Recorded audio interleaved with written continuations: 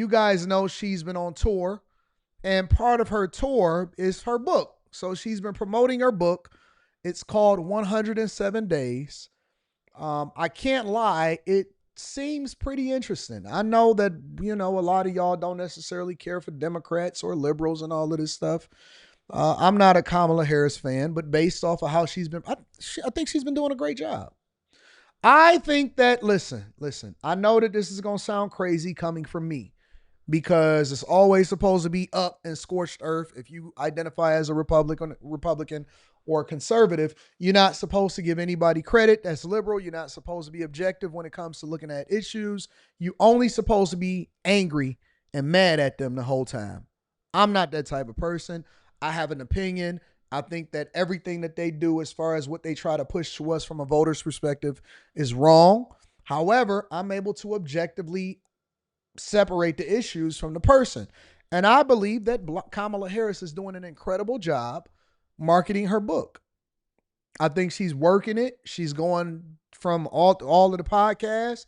She's been on The View. She's been with MSNBC. She's pulled all of the favors of the people that she did interviews with during her campaign. And I think that her book is probably going to sell well. And I've even been intrigued about it.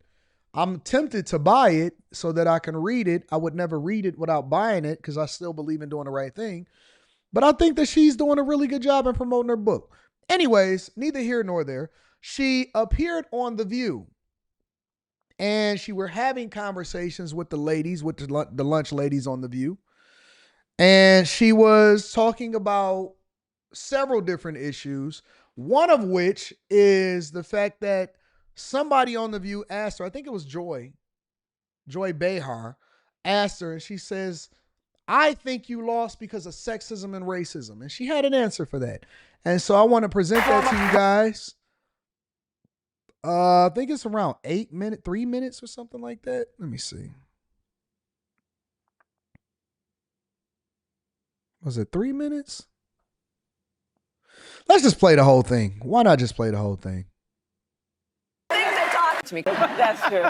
Well, it's hi guys. Hey, hi. Hi. This is just wild to have you here today. Yeah, It's just wonderful to see you. it's good to be with you guys. Thank you. Because it's been almost a year since the election.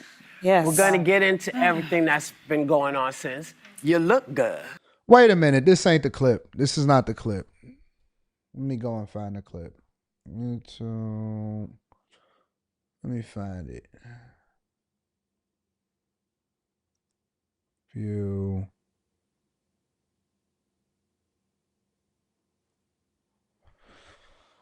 Let me find the actual clip.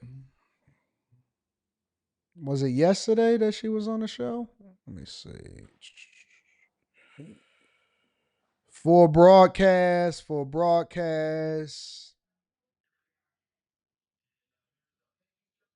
Nope, it wasn't that one. Kamala Harris. This is it. Let me get the right clip, the right thing. I'm going to pull the full episode and play that one instead of playing this particular clip.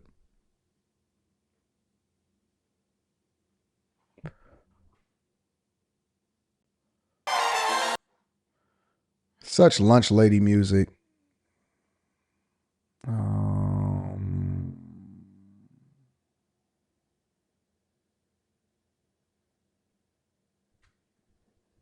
Of why people take Tylenol. It's been around. Yeah. And they sell it in Cuba, so he's wrong. Like the different perspectives of a moment. And that's when Doug, maybe many of us had thought, what was going through your mind? trauma during the book was probably one of the most. Many of you was your thought. And my felt over and over again is my. Yeah. We all agree. No, So, but we want to think about this. Yeah. The month that enough the history of voice. I think that a lot of it is about. All right, here we About go. what that experience is. A lot of people, I'm included, and President Biden also, think that a lot of it is about racism and sexism. And those are the reasons that you really lost, not because of the time thing. What do you say to that? Do you think this country will ever elect a woman president? In my lifetime, probably not. I beg to differ. I believe that we will. And listen, you know this, and I've been honored to be on this show many times and talk with this esteemed group. Every office I've held, I've been the first. Mm-hmm. Yeah. Usually the first woman, and then often the first woman and the first person of color. Mm-hmm. The only time actually I was the second when I was the second black woman ever elected to the United States Senate in its hundreds of years history. So I'm not naive. Race and gender do play a factor in some people's minds about how they vote. But my history tells me, because I have been the first in all of those, that people ultimately want to know that this is the best person to do the job, and that's their focus, and that's how I've always run. I've never run as a woman or as a person of color. But you and Hillary I have run Clinton, because I believe I'm the best to do the job. Hold on, let me go.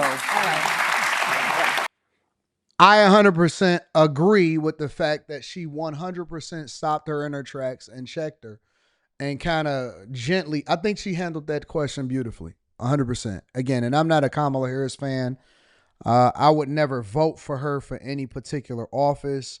I want to check out some of the book and maybe read some of the book because I like to get different views from different perspectives. And maybe it's something that I can draw from it that either I can A, use it for content, or B, just understand how other people think. Because again, I don't operate in an echo chamber, and I don't only talk to people that agree with me or people that see and think the same way that I do. I also want to get it from different people's perspectives. But she's right on that. Maybe not about the fact that she's the best person for the job, because I know for a fact that America got it right in electing Trump. However, she's right. I think that most people vote, and most people voted because they felt like Donald Trump, which he was and is the best person for the job. I think that if you had seen Kamala Harris get elected, then we would be looking like Paris right now. Overrun, graffiti over every single building, completely liberal, and having immigrants and illegal migrants taking over our entire country. And it's good that she said that because it gets away from the victim Olympics that comes along with people, liberals in particular, especially these women on The View, thinking that people only voted the way that they voted because they are racist or they're sexist. Okay, so wait a minute. If you win, then that means that you are the best and you just outclassed all of us. But if you lose, then that means that you only lost because most of us are racist or sexist, one or the other, or both. So we didn't pay attention to the job that they did when they was in office and she was the border czar. We never paid attention to the fact that her policies was piggybacking off of Trump's with the no tax on tips and no tax on overtime. We never paid attention to the fact that she was insulting black men by only offering us weed and trees on the federal level to be legalized, even though most of us don't really care anything about that. We never paid attention to the fact that she was unavailable and hidden and had no say-so and no conversations, and she advocated more during her time in the White House for the alphabet community, especially in African countries, than she did on issues that happen here in the United States of America. We didn't pay attention to none of this stuff. Like, we just ignorant. We only care about whether she's a woman or whether or not she's black and Asian.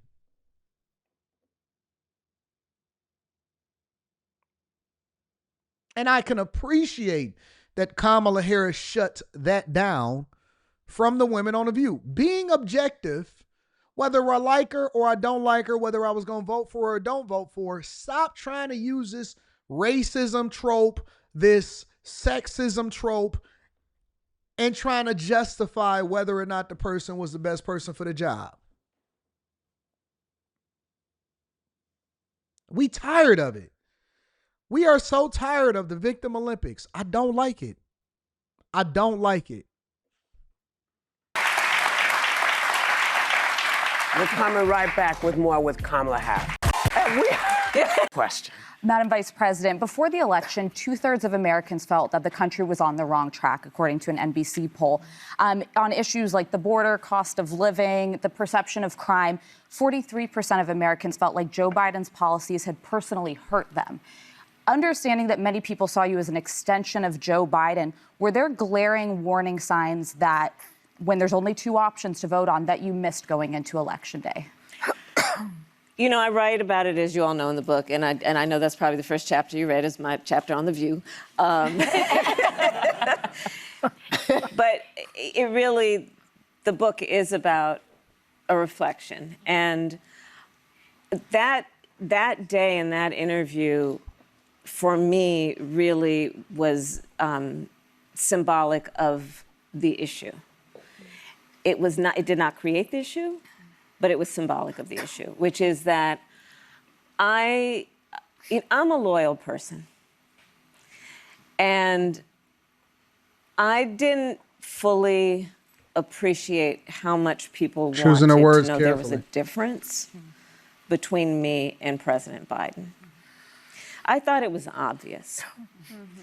And I didn't want to offer a difference in a way that would be received or suggested to be a criticism. And you know, in the campaign, full time I was pointing out the differences. My theory of the case was we need to bring costs down. We're going to extend the child tax credit. We're going to have Medicare cover home health care for people, including people in the sandwich generation who are raising young children and taking care of their parents. It was about we're going to take on price gouging, bringing down costs. And I thought I was making the point. And I realize now that I didn't fully appreciate that how much of an issue it was. Yeah, that President Biden was deeply unpopular. I did realize that. And during your appearance, and you write about it, you say, everything about my appearance on The View was going well until it wasn't. And if you recall, you were here 28 days before the election.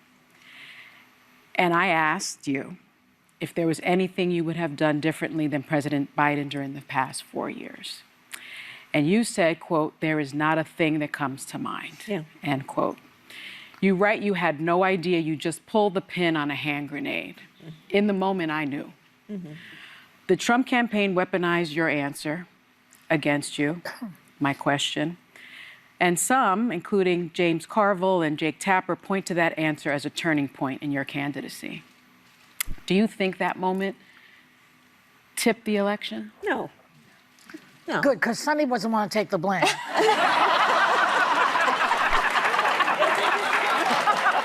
There was kind of a confessional happening here. No. No. Exactly. No. There were many things. I mean, listen. I do believe one of the biggest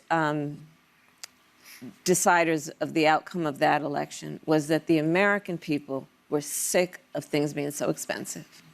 Yes. And wanted that the prices would come down. And that's where, this is part of why I wrote the book, which is let's remember in those 107 days what Donald Trump was talking about. Yeah. First of all, he said his number one priority. Yeah, we got the point. Yeah, I agree with you, Austin family. So I don't think that they can get over it. I think it's a very difficult thing for them to really focus on. I do think the View interview, along with a couple of other interviews, I think she fumbled a lot of things.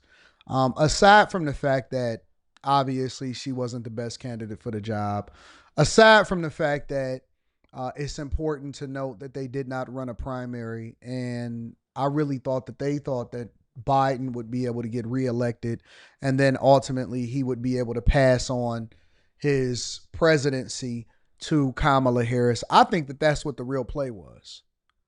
Nobody will ever be able to convince me that the real play was for them not to pass it on to Kamala Harris and make her the first woman and black president of the United States of America by Biden possibly winning the election. And you're not going to convince me that they didn't know that Biden was incompetent and he wouldn't be able to even communicate effectively or hold a sentence. I believe that that was the play. And I think that everybody was in on it. Nothing that you can say to tell me differently. Everybody was in on it. And it was a lot of things that she did during her campaign that was absolutely stupid. Donald Trump had went on Joe Rogan's podcast. So her play was to go on Shannon Sharp's podcast, where she could control the interview. Every single interview that she did, she made sure that she showed up late and she controlled it, and it was only going to be 15 to 20 minutes long, and she was going to be able to vet the questions before they came. I think she hired maybe the wrong campaign managers. Her going to the Boule and spending so much time with Roland Martin and them only made her even worse and more miserable, because it made it seem like that they was just caping for her and she couldn't stand up on her own. Donald Trump and J.D. Vance was always in enemy territory. They regularly did interviews with the opposition, and they didn't care. And J.D. Vance was over there like a beast. That's the real. He was the wild card. J.D. Vance was out there on a prowl. He was kicking butt. He was out there in the streets. He was debating. He was doing town halls. He was pulling up on all of the opposition networks. He was having different conversations. He was out there running amok. And so, she went on The View, and her loyalty, because she said it was no difference between her and Biden, which we believed her. And that was a part of her downfall. So, yeah, man, I thought that was an interesting conversation, how the lunch ladies was trying to make it seem like, oh, man, it's because everybody is sexist and racist. No, it's not because everybody is sexist and racist. It's because you just wasn't the best person for the job.